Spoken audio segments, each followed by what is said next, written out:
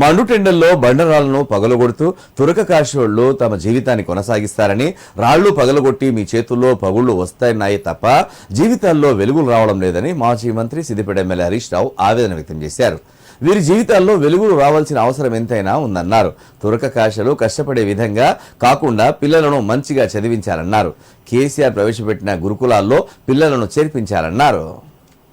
సిద్దిపేట పట్టణంలోని విపంచి కళానిలయంలో సామాజిక సేవకులు ఎమ్మెల్సీ ఆమీర్ ఖాన్ సహకారంతో తురక కాశ కులస్తులకు పనిముట్లను పంపిణీ చేసి హరీష్ రావు మాట్లాడారు. కాంగ్రెస్ పాలనలో అన్ని వర్గాలకు మోసమే ద్రోహమే జరుగుతుందన్నారు. రైతులు సైతం ఎన్నో ఇబ్బందులకు గురవుతున్నారన్నారు. ముస్లిం మైనార్టీ సంక్షేమం కోసం కాంగ్రెస్ వాళ్లు 4,000 కోట్ల బడ్జెట్ ప్రవేశపెట్టామని చెప్పి కనీసం 1,100 కోట్లు కూడా ఖర్చు చేయలేదన్నారు. తురక కాశలకు రావాల్సిన 5 కోట్ల రూపాయలు సైతం విడుదల చేయకపోవడం దారుణమన్నారు. ఈ 5 కోట్ల నిధులు విడుదల అయ్యేలా తన వంతు కృషి చేస్తానన్నారు. తురక కాశలు అధైర్యపడాల్సిన అవసరం లేదని, రానున్నది కేసీఆర్ సర్కారేనన్నారు. ముస్లింల సమస్యలను ఆమీర్ అలీ ఖాన్ ప్రభుత్వం దృష్టికి తీసుకువచ్చి సమస్యల పరిష్కారానికి కృషి చేస్తున్నారన్నారు. ఆమీర్ అలీ ఖాన్ తండ్రి జాయిద్ అలీ ఖాన్తో తనకు మంచి సంబంధాలు ఉన్నాయన్నారు. నిరంతరం ప్రజాసేవే లక్ష్యంగా వీరు పనిచేస్తున్నారన్నారు. తురక కాశలకు 50 యంత్రాలను అందించారని, తన వంతు సైతం 50 యంత్రాలను త్వరలోనే అందిస్తానని హరీష్ రావు హామీ ఇచ్చారు.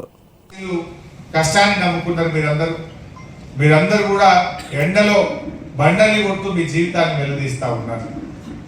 ఇవాళ మీరు ఆ వృత్తిలో మీ చేతులకు పగుళ్ళు వస్తా ఉన్నాయి, కానీ మీ జీవితాల్లో మాత్రం వెలుతురు రావడం లేదు.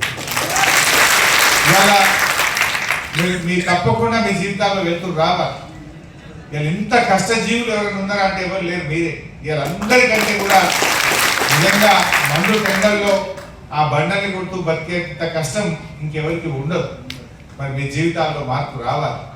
కానీ మీ పిల్లల్ని బాగా చదివించండి. మీ పిల్లల జీవితాలు ఈ బండరాళ్ళ మధ్య కాదు, పుస్తకాల మధ్య పెరగాలి. మీ పిల్లల భవిష్యత్తు పుస్తకాల మధ్య ఉండాలి, బండరాళ్ళ మధ్య ఉండదు. చాలా గురుకుల పాఠశాలలు, కేసీఆర్ గారు పెట్టిన మైనార్టీ గురుకుల పాఠశాలలు ఉన్నాయి. మీ పిల్లల్ని మాత్రం అందులో చేర్పించండి, బండగొట్టనికి తీసుకుపోకండి. బాగా చదివించే ప్రయత్నం చేయండి. మీ పిల్లల భవిష్యత్తు అన్న బాగుండాలి. మీరు పడ్డ కష్టం మీ పిల్లలు పడకుండా మీరందరూ కూడా జాగ్రత్తగా బాగా పిల్లల్ని చదివించాలని చెప్పి కూడా నేను కోరుతా ఉన్నా.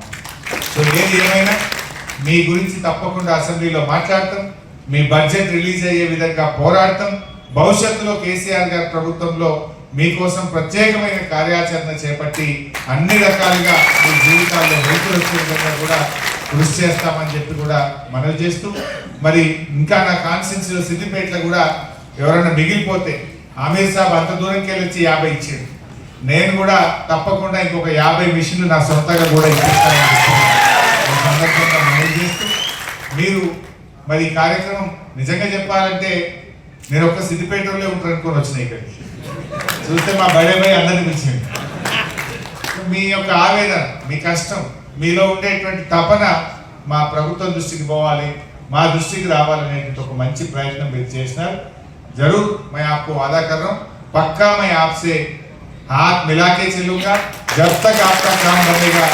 जैसा आमिर भाई ने आपके हाथों में रख दिया मेरे, ताकि आपका जिम्मेदारी मैंने दे दी है। आमिर भाई मेरा अच्छा दोस्त है, दोस्त बोले तो हमारा रिलेशन एक ही है, आमिर भाई और या मैं। हम गरीबों के लिए तड़पते हैं, गरीबों का सेवा करने में हम तड़पते हैं। तो आमिर भाई का क्या क्यों चाहते हूँ मैं आमिर भाई से बोले तो उनको कोई पॉलिटिक्स से जरूरत नहीं है, लेकिन फिर भी वो गरीबों का सेवा